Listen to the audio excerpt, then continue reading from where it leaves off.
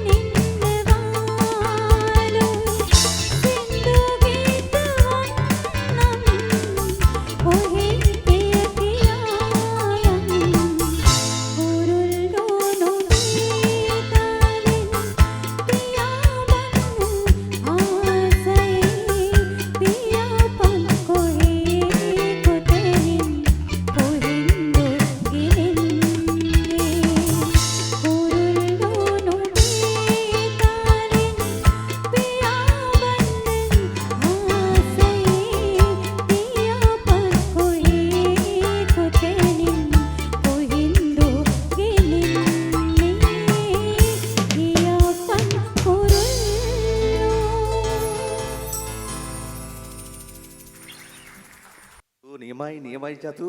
ඉතින් ඒ තරුවක් තමයි ප්‍රියාපත් කුරුල්ලෝ ගායනා කරද්දී